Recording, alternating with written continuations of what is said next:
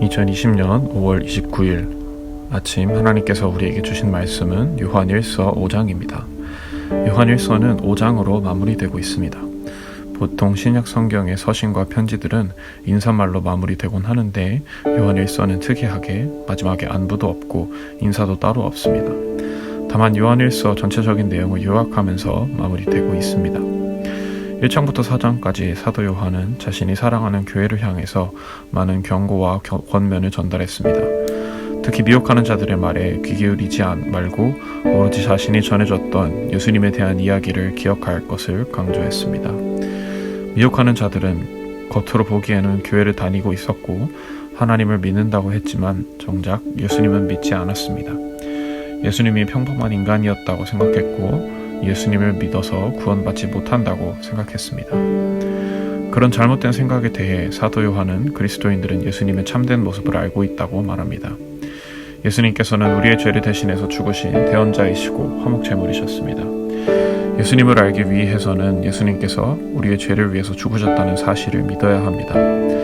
하지만 미혹하는 자들은 예수님을 믿지 못했기 때문에 참된 그리스도인이라고 할 수 없었습니다. 더군다나 무분별하게 죄를 지으며 무엇보다 같은 형제를 전혀 사랑하지 않았습니다. 오로지 종교적인 의식만 중요하게 생각하며 같은 형제를 정죄하거나 잘못된 믿음을 가지고 있다고 말했을 것입니다.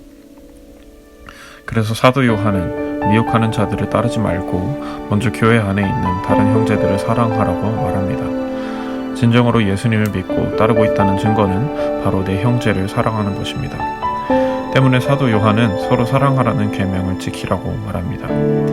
이어서 마지막 5장을 살펴보겠습니다. 4장 21절에서 사도 요한은 형제를 사랑하라는 말로 마쳤습니다. 5장 1절에서는 예수님께서 그리스도이심을 믿는 자는 하나님께로부터 나온 자라고 말합니다. 그리스도는 바로 구원자, 메시아라는 뜻을 가지고 있습니다. 그러니까 예수님께서 그리스도, 바로 우리를 구원하실 메시아라고 믿어야 하나님 안에서 다시 태어난 사람이라는 말입니다. 이어서 1절에서는 낳으신 이를 사랑하는 자마다 그에게서 난 자를 사랑하느니라 라고 말합니다. 여기서 낳으신 이는 바로 하나님을 뜻합니다. 그러니까 하나님을 사랑하는 사람은 하나님에게서 나온 예수님을 사랑하고 예수님 안에서 다시 태어난 형제 자매들을 서로 사랑한다는 말입니다. 미혹하는 자들은 자기들이 하나님을 믿고 사랑하는 사람들이라고 여겼습니다. 그런데 동시에 예수님이 구원자라고 믿지 않았습니다. 하지만 사도 요한은 1절에서 예수님을 믿지 않고 예수님을 사랑하지 않고서 하나님을 사랑할 수 없다고 말합니다. 하나님을 사랑하는 사람이라면 서로 사랑하라는 하나님이 주신 계명을 지켜야 합니다.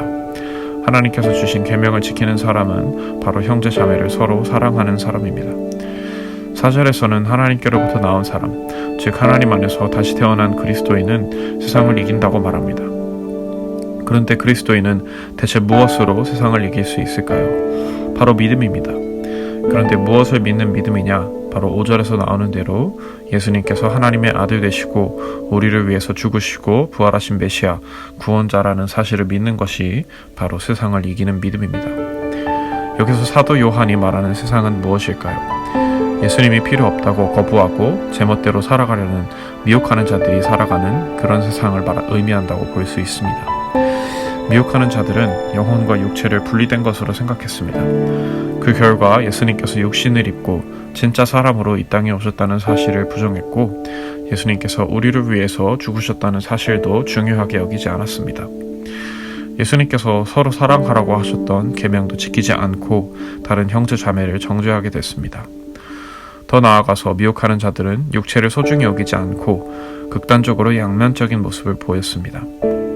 예를 들어 한쪽은 지나치게 육체를 함부로 사용하거나 또 다른 한쪽은 아예 사용하지 않는 금욕적인 생활을 했습니다.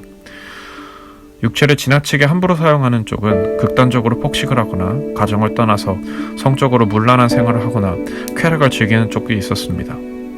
그런데 반대로 금욕적인 무리들은 오히려 극단적으로 단식을 하거나 육체적인 활동은 아무것도 하지 않으려는 행동을 했습니다. 두 가지의 극단적인 양상을 보이지만 한 가지 공통점은 둘 다 형제를 사랑하지 않았다는 것입니다. 육체를 함부로 다루는 쪽의 사람들은 예수님은 필요 없다고, 예수님이 말씀하신 대로 살아갈 필요가 없다고 하면서 그리스도인들을 어리석다고 여겼습니다. 한편으로 지나치게 금욕적인 삶을 사는 사람들은 그리스도인들이 너무 대충 살고 있다고 완벽하게 금욕해야 한다고 정죄했습니다. 사도 요한은 이런 극단적인 양상을 보이는 미혹하는 자들의 말에 경청하지 말라고 합니다. 진정으로 그리스도인은 이런 극단적인 양상을 보이면서 예수님을 믿지 않는 사람들이 아닙니다.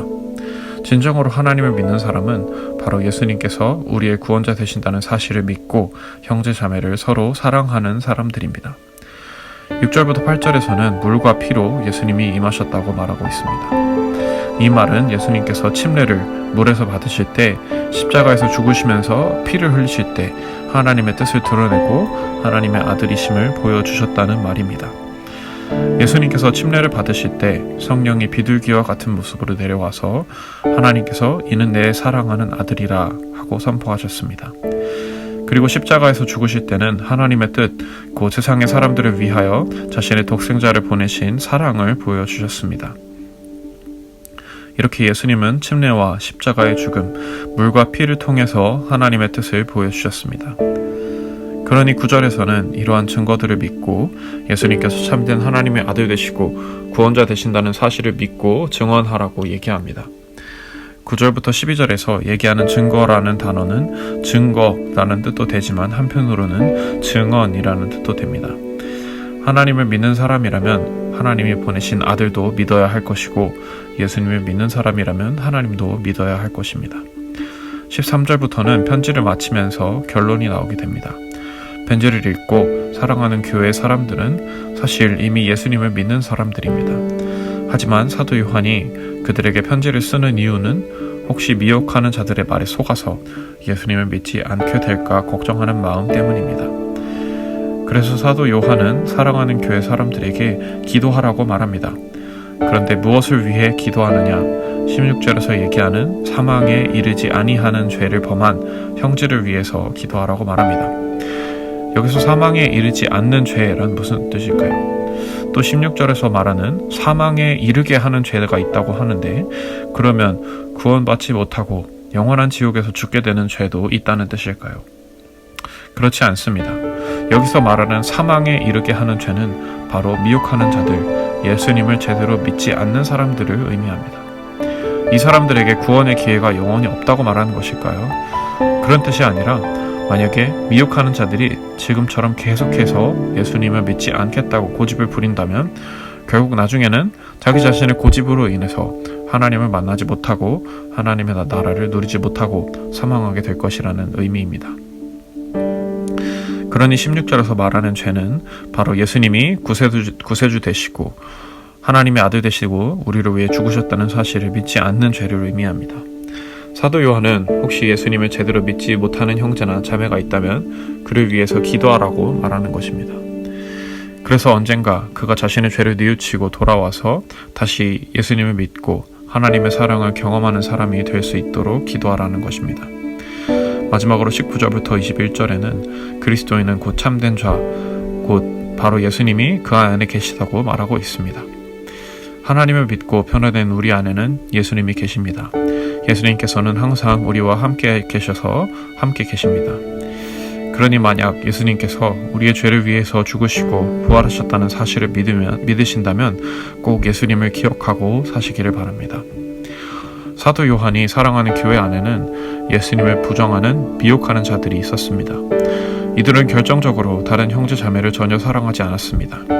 지금 우리가 다니고 있는 현재의 교회들에도 형제 자매를 사랑하지 않는 사람들이 있습니다. 몸은 교회를 다니고 예배도 제대로 드리고 여러 가지 봉사도 제대로 하는 사람들이 있습니다. 하지만 교회에서 여러 가지 활동은 열심히 하지만 형제를 사랑하지 않는다면 가정에서나 직장에서나 일상 속에서 형제를 사랑하지 않는다면 어떨까요? 그런 사람들은 예수님을 믿고 예수님의 말씀을 실천하는 사람이라고 할 수 없습니다. 그러니 사랑하는 여러분, 예수님께서 우리를 위해 십자가에서 죽으시고 부활하신 것을 믿고 그리스도인이 되셨다면 꼭 요한일서의 말씀을 기억하시기 바랍니다.